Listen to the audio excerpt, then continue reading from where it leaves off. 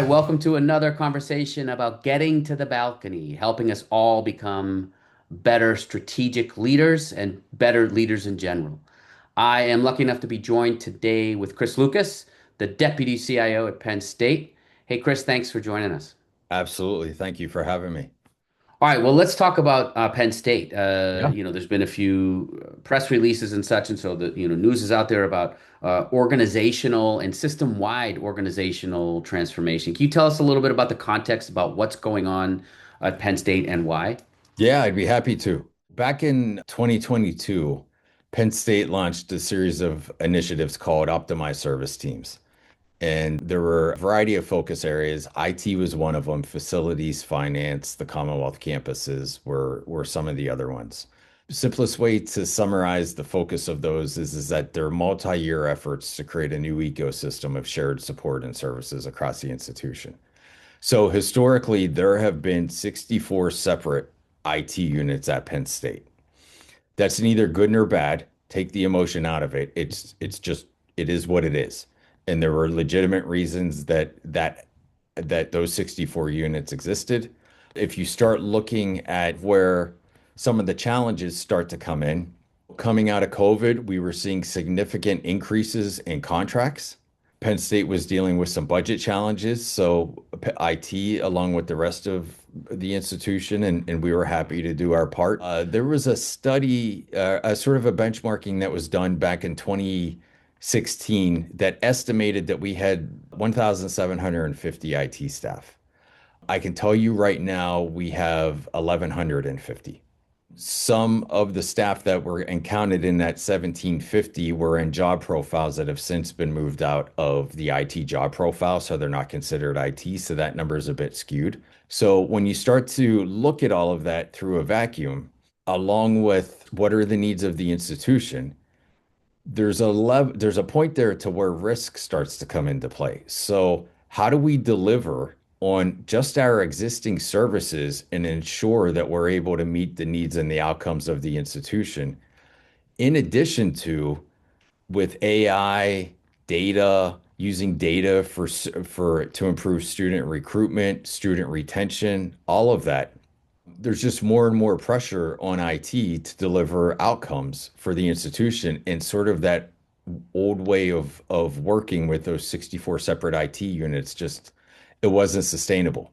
Just another data point, we did a current state assessment in 2023, and we asked those 64 IT units to self-report what applications they were running at the time. And we had about 60 to 70% participation. And there were 1,800 applications that were self-reported. So if we estimate the delta there, it's probably closer to 3,000. When we started to look at that, there was a lot of custom built applications that were serving the same either teaching and learning, research, or administrative needs. It's just each unit had its own flavor.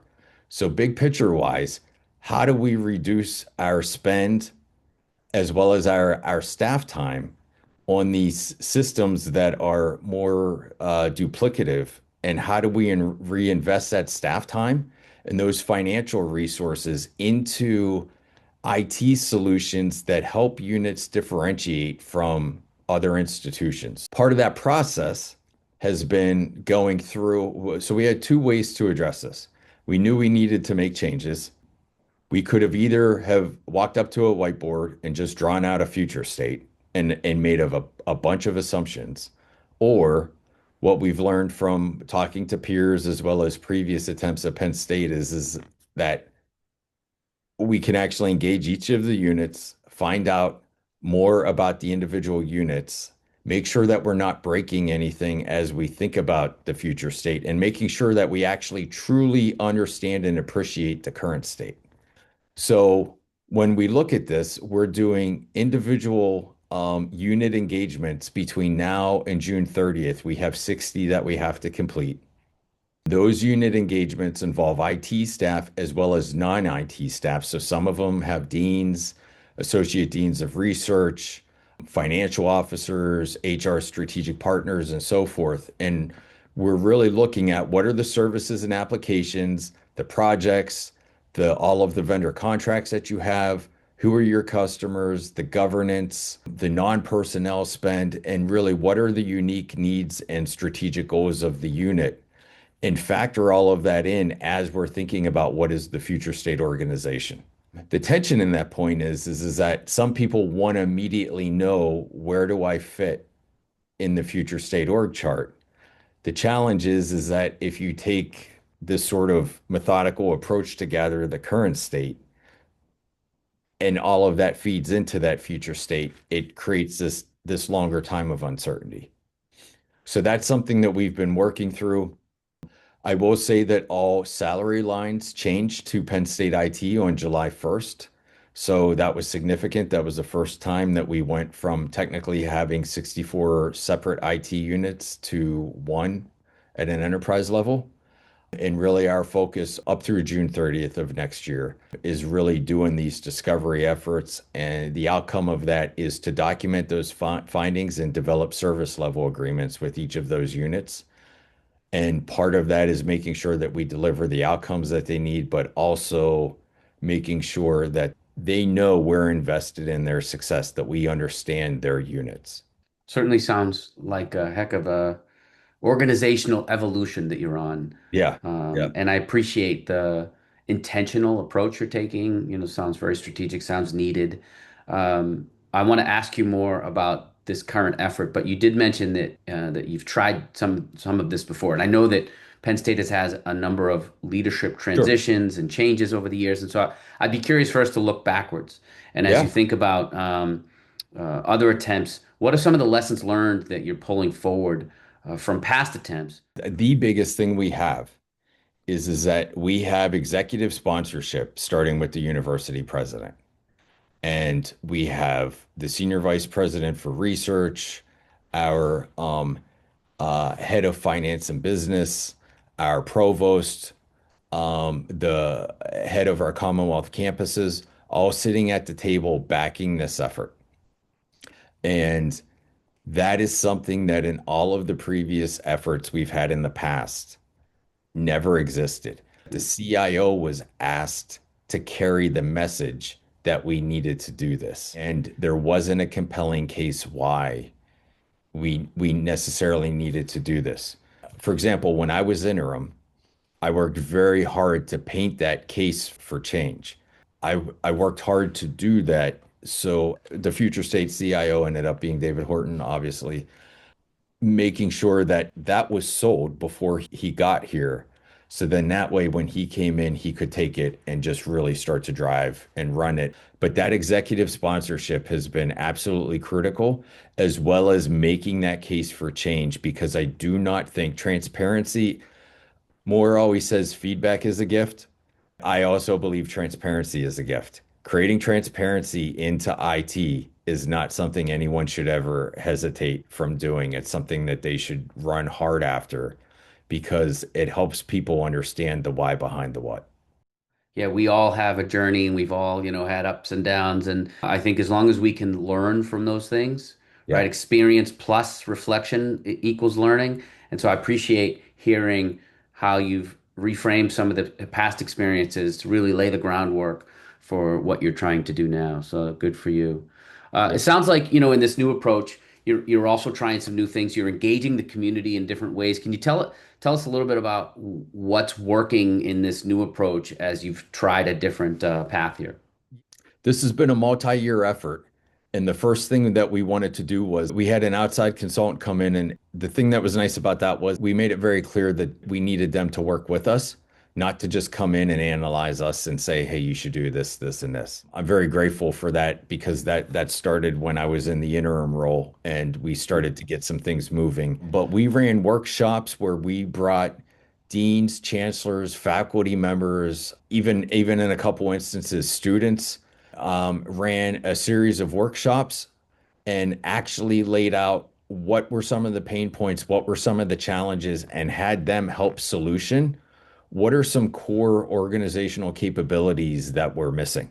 That was game changing to have executives at that level take time and spend 6 hours a day for 2 straight days to really engage in that process. That was wonderful. We also obviously worked very very closely with the president, the provost, the senior vice president for research, vice president for Commonwealth campuses, and senior vice president for finance and business, and had real honest conversations about what are the gaps, what are the pain points you see in IT, what is it that you actually need. We also met with a variety of stakeholder groups of faculty, researchers, and students that led us down into developing 17 recommendations. And then as we started to work through those recommendations and started this discovery effort, and we're thinking about how do we build that future state of the organization. We ran a workshop with MOR to where it was great. So we created this new role called an IT strategic partner. One of the biggest gaps that was highlighted holistically across the institution, IT did not have enough insight or connectedness to the strategy of the institution and where it needed to go. So the role of this IT strategic partner, there's multiple components of it, but it's really to be in the room with those executive leaders and all of the different units to not just talk about IT challenges, but again, going back to what are the teaching and learning, research, administrative challenges, and where can IT add value?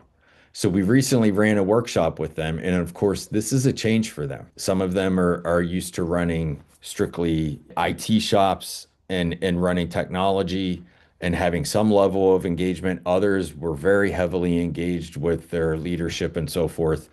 But we ran a more workshop, did a bunch of activities to help create a shared vision of what we want the new Penn State IT to be, flesh out what is the role of the IT strategic partners and continuing to help shape that future state. One of the things that room really highlighted is that there's a lot of talent across the 1,150 staff that we have. And how do we leverage those skill sets of those folks? Where are there gaps in skill sets that we need strategically moving forward? And how do we work to close those gaps? There was a variety of outcomes that came out of that, but it really gave us a good starting point for really engaging the IT strategic partners, bringing them in, making them part of the process, and having them help us shape this future state. And Yeah.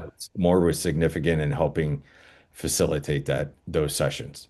Thanks for the shout out. But it's wonderful to hear about this process and how you're giving people voice in the process, engaging stakeholders, engaging people that would be part of this change so that they have opportunity to shape it versus be changed. Yep. I think we've found as humans that works well Yeah. if you can be part of it versus be told to change. And I love how you've identified that there is both the skill and the will when people do get behind something Yeah. to really make it happen. So it's exciting. And I know the story's still being told, but as Yeah. you think about where you're at, how does this translate into results for Penn State? Because ultimately that's what we're after. We have to make sure that we are allocating our funding and our staff time in the areas that can really help drive the institution forward from that strategic side. If systems are truly duplicative, how do we work to get down to one? That could mean streamlining business processes between units and trying to get down to one system. The cost of some of these systems that truly are duplicative are significant.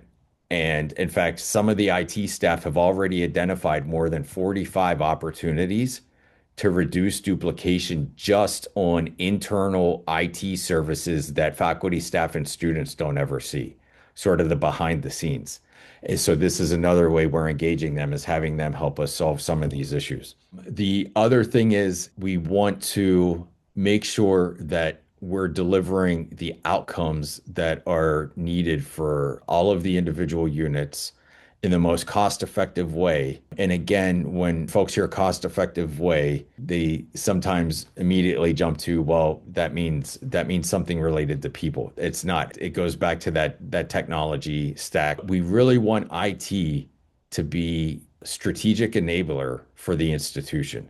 So we don't want to be an IT organization that is seen as keeping the lights on, just maintaining core, strong infrastructure services. And that's all important. And I don't, in no way, shape, or form do I mean to diminish that, because without that, you have zero trust to do anything above it.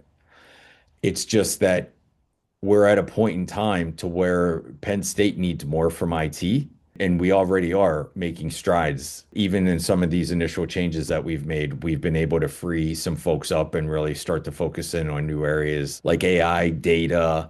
How do we make sure that we have a customer experience side to IT? What does the student life cycle look like at Penn State? Oftentimes, we think about all of the individual units a student has to engage with, and we think of it from an inside out perspective. How do we take an outside in perspective and streamline that student experience and make it more seamless? These are the things that we're thinking about as to how do we add value? How do we improve the faculty, staff, and student experience in these areas? So, those are some of the initial areas: data readiness. That's a big component. When you have 64 individual IT units, you have a lot of homegrown systems to where you have data sitting in them. Now you start to implement systems that are not just departmental, but they cut across departments. How are we going to integrate all of this data? What's the authoritative source of data? And so forth. Data readiness is absolutely critical in order to deliver on the outcomes for artificial intelligence. That's another big area of focus that we're working on right now. Clearly a worthy charge, and I know you're still telling the story, but sounds like some terrific results that are right on the horizon. So I wish you well, and I'm grateful for you spending some time with us as we think about getting to the balcony, being more strategic leaders, being better leaders. So thank you for your time, Chris. I appreciate it. Thank you very much. I'm grateful for the opportunity.